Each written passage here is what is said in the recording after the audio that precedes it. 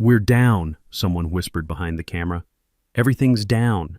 The CEO kept talking into the webcam, hadn't realized yet that 38 countries' worth of customer data just went dark. I took a sip of my coffee and watched the panic spread across the room like spilled ink. My name's Doug Brennan, 51 years old, and about 4 hours ago, they tried to force me into retirement. Let me tell you what happened.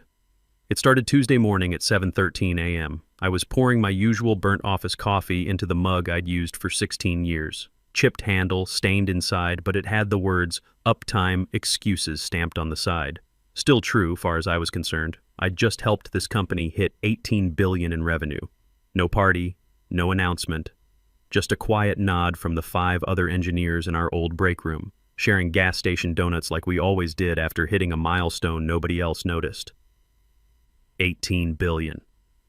I remembered staying up 72 hours straight when lightning took out 2 data centers back in 2019. Remembered missing my son's championship basketball game because customer systems were hemorrhaging data faster than we could patch them. Remembered the look on my wife's face every time I chose the servers over family dinner. 16 years of that. 16 years of being the guy who kept everything running while everyone else went home at 5. I opened my inbox to forward the revenue numbers to my old mentor. That's when I saw it. Subject: Organizational Realignment Initiative. I knew before I opened it. You work in corporate long enough, you learn to read the tea leaves. Realignment means somebody's getting shoved out the door. Turned out that somebody was me. My salary was getting cut 40%. My office was being reassigned. My new title was Transition Advisor, which is fancy talk for pack your stuff but train your replacement first. And my job? Going to Preston Aldridge, the CEO's son, 27 years old, got his MBA from some online program, hands that had never racked a server or debugged a failing system at 3 in the morning. I sat there staring at the screen. My hands didn't shake. My breathing stayed steady, just blinked once, real slow, like I was processing a system error. Then I archived the email. No reply, no anger, just a thin smile that could have cut through drywall. Something in me decided right then, okay, we're doing this.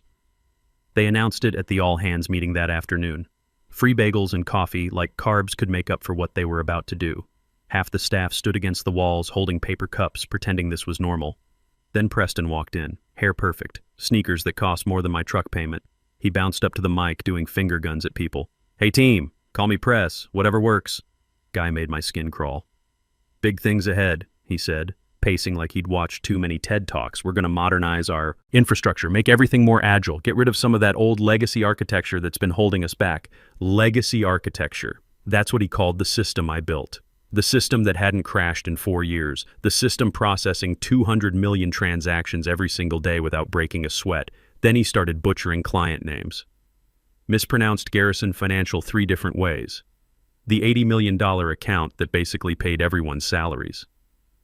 "Maybe we'll rebrand them," he laughed. "Fresh start, right?" Couple people chuckled nervously. One guy coughed. Preston clicked to his next slide. My chest tightened. It was my infrastructure diagram, my work. Except he'd dumped it into some presentation template with bubble fonts and cartoon smiley faces. 16 years of routing protocols and failover systems reduced to 5 emojis, and a title that said Customer Happiness Pipeline. I didn't blink, didn't move, just pulled out a pen and started drawing circles on my notepad. "Questions?" Preston asked. I raised my hand. Real slow. "When you say modernize infrastructure, you talking about our failover protocols or just the marketing strategy?" He laughed like I'd told a joke. "Both, I guess." "Innovation everywhere, Doug." After the meeting, my manager caught me by the windows overlooking downtown. "Can you help Preston get up to speed?" she asked. "Show him how things work?" "Sure," I said. "I'll make sure he understands everything." That night I sat in my truck in the parking garage for 10 minutes, just staring at the steering wheel. Called my wife. "They're pushing me out," I said. Long pause on the other end. Then, "What are we going to do about Sarah's tuition?" "My daughter. Sophomore year at State. Tuition payment due in 6 weeks." "I'm working on it," I told her. I was. Just not the way they expected. Got home around 8, microwaved leftover chili, sat at the kitchen table and pulled up our bank account on my laptop. Retirement savings, 401k. If I took their severance package, we'd be okay for maybe 18 months. After that, we'd be burning through everything we'd saved. Sarah had 2 more years of college. My wife's back surgery was scheduled for next month. Good insurance through my job made it affordable. Lose the job, lose the coverage. They weren't just firing me, they were gambling with my family's future. Wrong move. I closed the laptop and walked down to my basement. Behind the washing machine was a cabinet nobody ever opened. Inside, my old home server. Built it myself back in 2009 when the company still ran on prayer and duct tape. I powered it up. Took a minute to boot, but it came online clean. Typed in my admin password. Still worked. I stared at the terminal screen. Green text blinking on black. All right, I said out loud. Let's build some redundancy. By mid-April, people started disappearing. Melissa from QA, Dante in customer ops, even Phil, the guy who'd been our walking alert system for 12 years, gone overnight. Desk cleared, Slack account deactivated before his chair went cold. The official line was strategic restructuring, like we were a startup pivoting instead of a profitable company purging expensive employees. Preston stayed, of course, untouched. He strolled through the office like everything was fine, working on his big project, something called Customer Vibe Dynamics. Had a logo with a cartoon dog wearing a headset. Nobody knew what it actually did. Not sure Preston knew either. I kept my head down, emails short, reactions non-existent. But I watched everything. Watched who stopped getting invited to meetings. Watched who started packing boxes at 4:30 instead of staying late. Heard the pauses in HR voices when they scheduled quick chats. My son called one evening while I was at my basement workstation. Dad, Mom says you're leaving the company? Something like that, I said, typing commands into the terminal. You okay? Yeah. Handling it. Long pause. Let me know if you need anything, all right? 22 years old, trying to take care of his old man. Made me more determined to get this right. Will do, buddy. Thanks.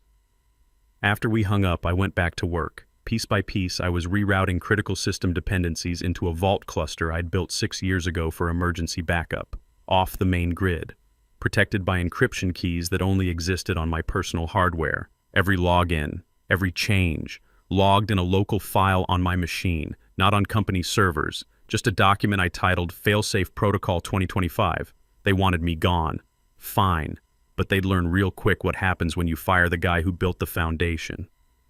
It came for me on a Thursday. 2 HR reps walked me into a glass conference room, one trying too hard to smile, one looking dead inside. Somebody had put fake flowers in a vase on the table. Doug, we're formalizing your transition, the smiley one said. You've been so valuable. We want to offer you an early retirement package. The dead-eyed one slid a folder across the table. Just need your signature on the separation agreement. I opened it, scanned through. Early retirement with penalties if I refused. Severance tied to a non-disparagement clause. A whole section saying I couldn't disclose any technical details about systems I'd personally built. I didn't blink. I'm still the only operator on 3 routing endpoints, I said. 2 of those run our biggest client integrations. Don't think they're ready to fly solo yet. Deadeyes frowned. We thought the new team was handling that. I just looked at him. Let the silence hang there. Then I slid the folder back across the table. I'll think about it. That night, I pulled out an old shoebox from behind the washing machine. Inside was printed documentation from 9 years ago, actual paper, not digital files that could vanish, showing the license terms for the custom routing logic I'd written. Right there on page 1. License grant revocable. Rights reserved to individual contributor. My name, my signature. Still legally binding. I scanned it, saved 3 copies in 3 different places. Then I added one more line to my protocol. Our override NDA equals true, just in case they pushed harder. The real fun started with a Slack message, posted at 9:47 p.m. on a Tuesday, from Preston. Infrastructure glow up alert. Just renamed our core clusters to something cooler. Say hi to Node Alpha, Node Beta, and Node Taylor. Yeah, after Swift, deal with it LOL. Preston, things attached was a spreadsheet showing his new naming scheme. No testing, no version control, no backup plan, just pure confidence from a guy who didn't know what he didn't know. I read it twice, forwarded it to my personal email. Subject line, Exhibit A. By noon the next day, customer dashboards were acting weird. By 3 p.m., everything was loading like we were back on dial-up internet. Engineering leads started messaging me. "Doug, you seeing this?" "Yeah," I typed back. "Probably migration bugs. Let's keep an eye on it." I knew exactly what was happening. Preston had cut the connection between the node names and the underlying routing scripts. The system was looking for endpoints that didn't exist anymore. Instead of asking me for help, they filed a ticket. UI acting funny. Low priority. I almost laughed. A week later, they called a big meeting. The kind where leadership pretends they care about input, but decisions are already made. The CEO walked in fresh from some board retreat, all smiles. "We're crushing Q2. Let's make the investor call legendary." "Can we show off the new cluster names in the demo?" Preston asked, bouncing in his chair. "Absolutely," the CEO said. "Investors eat that stuff up." I raised my hand, kept my voice level. "There's an instability in the routing bridge. Should probably hold off on the live demo until we patch it." The CEO waved me off. "Doug, we need to trust our new leadership. They get what investors want to see." And that was it. Green light for a live demo. CEO presenting. Preston running the back end. Neither of them had a clue what was about to happen. That night, I sat at my basement terminal, stared at the screen for a full minute, then I typed the final command. Trigger, failsafe. Execute, 09 o'clock, scope all, nodes. Scheduled silence, set for exactly 9 a.m. Friday morning, right when they be live with investors. I leaned back, took a breath. They wanted to see modern infrastructure. They were about to get a master class in what happens when you ignore the people who built it. Friday morning, 7:42 a.m., I walked into the building same as always. Coffee in hand, flannel shirt under my work jacket, steel-toed boots I'd been wearing since the warehouse days. "Morning, Doug," the receptionist said, barely looking up. The office was buzzing. Executive assistants hauling in catered breakfast. Videographer setting up lights in the main conference room. Someone had mounted a teleprompter next to the CEO's monitor for his talking points. Nobody paid me any attention. I was already a ghost. I walked past the collaboration pod where they'd shoved my desk after taking my office. My name was still on the whiteboard, half erased under somebody's doodle of a rocket ship. Grabbed my coffee, walked down the hallway to systems operations. Badge still worked. They'd never revoked my access to the old server room. Probably forgot it existed. Hadn't been on facilities maps since 2020. Inside, everything was cool and quiet. Rows of servers blinking like city lights at night. I sat at the terminal I'd installed myself back in 2009, tapped the keyboard, screen came alive. Vault relay, standby, kill switch, 08-4630, node status, nominal. Next ping, T-00, 1347. I leaned back in the chair, the one with the broken spring nobody else would sit in. Outside, executives were laughing. Preston was giving someone a high five.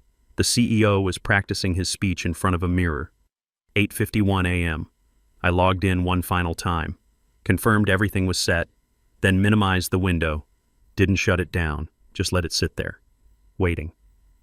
8:55 a.m. Someone posted in Slack, "This call is going to be fire." Yeah, it would be. I stood up, smoothed my shirt, finished my coffee.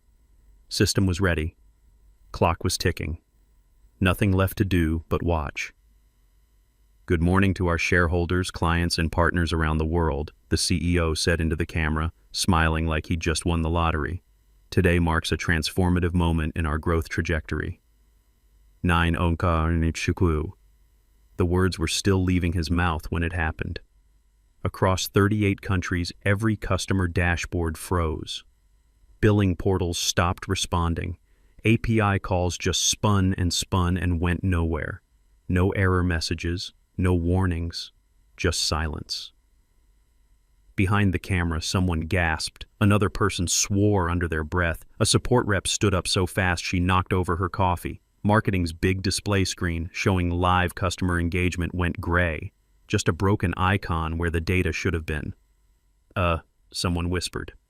The demo's not working. I stayed at my shared desk, back straight, face calm as glass. The CEO kept reading his script, hadn't caught on yet. And thanks to our innovative new infrastructure leadership, "We're down," a voice said from off-camera. Sharp. Panicked. The CEO blinked. What? Everything. All customer systems, the whole client-facing infrastructure just crashed. Preston was at his desk, tapping his tablet like a man trying to restart his heart. It was fine yesterday. Maybe the cache, the proxy layer? Someone from PR made a sound like they were choking. Twitter's going crazy. Billion-dollar blackout is trending. The room went from professional to pure chaos in about 15 seconds. Support reps running, engineers shouting into phones, executives huddled in corners whispering like they were planning a coup. I stood up, walked to the coffee station, refilled my mug, stirred in creamer like I had all the time in the world. They kept checking the logs. No hack, no breach. Just empty silence where the system heartbeat should have been. Then someone burst out of the emergency meeting room, face pale as printer paper. Who still has access to the legacy routing shell? Who actually understands how it works? I took a slow sip. Waited. I might, I said finally, but I'd need to check some things. Every head in the room turned toward me like I'd just announced I could walk on water. "Where's the control interface?" the CEO snapped. I pulled a flash drive from my pocket. Small, old, label faded but readable. Key RR001. "I've got the decryption keys," I said, voice steady. "System's not broken. It's just sleeping. But the keys aren't on your servers anymore." The CEO's mouth opened and closed. No sound came out. "It's not illegal," I added. "The license terms from 2016 say I retain rights to core architecture I personally developed. It's all documented. I can forward you the PDFs if you want." Dead silence. "So wake it up," the CEO finally managed. I looked at him, then at Preston, then back. "I'll need to review my options first. Make sure everything's properly aligned." The VP of infrastructure looked like he might throw up. "Doug, people are losing money every second this is down." "I know," I said. "That's why you should probably get your legal team and your CFO in a room. I'll send over some terms." Then I walked back to my desk, sat down, opened my personal laptop. At 9:42 a.m., while the boardroom filled with panicked executives and PR tried to spin the disaster on social media, I composed an email. Took me 37 seconds. To CFO, CEO, Board of Directors. Subject: System Restoration Agreement.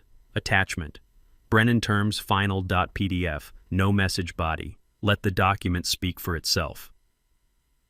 Service Item 001. Full System Restoration and Stability Guarantee. 4.5 M. Service Item 002. Pension restoration plus health coverage for 3 terminated engineers: Phil Mendez, Melissa Chow, Dante Williams. Service Item 03. Ongoing infrastructure advisory retainer, $50K monthly. Payment terms: wire transfer within 4 hours. Additional terms: no non-disparagement clause, no IP transfer beyond existing agreements. Full public acknowledgement of restoration services rendered. At the bottom in plain text: this is not extortion. This is compensation for value you attempted to eliminate. I hit send, closed the laptop, didn't check for replies. Already knew what they'd say. By 10:17 a.m., Preston was being walked out of the building. I watched from the break room window, 2 security guards flanking him. He was clutching his tablet, face red, looking around like someone might save him. Nobody did. His dad, the CEO, was somewhere in a locked conference room with lawyers and the CFO, probably realizing that firing your most experienced engineer to make room for your unqualified son was a bad play. By 10:40 a.m., HR sent out a company-wide email. Executive Role Realignment and Cultural Assessment Initiative. Corporate speak for "we screwed up and now we're scrambling." The VP of infrastructure was gone by lunch, just vanished. Desk cleared like he'd never existed. My phone buzzed. Text from the CFO. Payment processing. Restore systems immediately. I finished my coffee first. Let them sweat another 5 minutes. Then I walked back to the server room, sat at my terminal, typed in the unlock sequence. Vault, restore, full, verify. Took 90 seconds. Systems blinked back online like they'd just woken from a nap. Customer dashboards loaded, billing portals responded, API calls flowed clean. The company's heartbeat came back, steady, strong, because I'd never actually broken anything. Just put it to sleep until they remembered who kept it alive. I didn't go back to my desk, walked straight to my truck, drove home. It was barely noon on a Friday, and I was done with that place. My wife was in the kitchen when I came in. She looked up from her laptop, reading glasses perched on her nose. "You're home early." "Yeah." I set my bag down. "I quit." She closed the laptop. "They pay you?" "Wire hit my account 20 minutes ago." "How much?" "Enough that Sarah's tuition is covered, your surgery's covered, and we're good for a while." She studied my face. 23 years of marriage. She could read me like server logs. "What did you do, Doug?" I poured myself a glass of water, took a sip, reminded them what happens when they forget who actually keeps the lights on. She smiled. Small, but genuine. Good. Then she stood up, walked over, and kissed me on the cheek. "I'm proud of you." That hit harder than I expected. Felt it right in my chest. "Thanks," I said. "Now go mow the lawn," she added. "It looks like a jungle out there. Back to normal." That's what I needed. That evening I got a call from Phil, one of the guys they'd laid off back in April. "Doug, just got a weird email from HR. Says my position's being reinstated with back pay. You know anything about that?" "Might have been part of the deal," I said. Silence on the other end. Then, "You did this?" "Company did it. I just suggested they make things right." "Man," his voice got thick. "I got a kid starting college in the fall. This saves us." "Good. You earned it, Phil." After we hung up, I felt something loosen in my chest. Preston getting fired was satisfying, getting paid was necessary, but making sure Phil and the others got their jobs back, that felt like actually winning. Monday morning, I started setting up my home office properly, filed LLC paperwork for Brennan Infrastructure Group, ordered business cards, set up a professional website, nothing fancy, just clean and direct. By Tuesday, I had my first call. CTO from a Fortune 500 company. They'd been watching the news about what happened. "We need someone who actually knows what they're doing," he said, tired of consultants who talk about innovation but can't debug a server if their life depended on it. "I can help with that," I said. "What's your rate?" $50,000 monthly retainer, minimum 6-month contract. Pause. Then, "Done. When can you start?" By end of week, I had 3 clients, all prepaid contracts, all companies that had watched my former employer crash and burn on a live stream and decided they didn't want that happening to them. Turns out there's good money in being the guy who actually knows how things work. Saturday afternoon, I was on the back deck. Bourbon in my Yeti tumbler, watching the sun go down over the yard. Grass was mowed, gutters were fixed, fence had a fresh coat of stain, normal weekend stuff. Felt good to have time for it. My phone buzzed, text from my son. "Dad, heard you started your own company. That's awesome. Can you teach me some of that infrastructure stuff? Want to learn." I smiled, typed back, "Come by next weekend, I'll show you." Set the phone down, took another sip. My wife came out with her own glass of wine, sat in the chair next to mine. "Feel better?" she asked. "Getting there?" "Good." She raised her glass toward me. "You earned it." "Yeah, I guess I did." Somewhere downtown, they were probably still trying to figure out exactly how I'd pulled everything off. Good luck with that. Some things you don't learn from an online MBA or a fancy presentation deck. They'd called me legacy. Dinosaur. Old school. Said I was holding them back. Turns out old school still knows how to teach new lessons. I finished my bourbon, watched the last bit of sun disappear behind the trees. 22 years at that company before this one. Built systems, trained people, missed family dinners and basketball games and birthday parties because someone needed to keep the servers running. And in the end, they tried to shove me out for a kid who thought infrastructure was just a buzzword. But I'm the one sitting here now, on my own deck, running my own company, making more money in a month than I used to make in 6. And they're the ones who learned what happens when you forget that systems don't run on vibes and finger guns. They run on people who actually know what they're doing. My wife reached over and squeezed my hand. "Proud of you," she said again. "Thanks," I said. "Me too."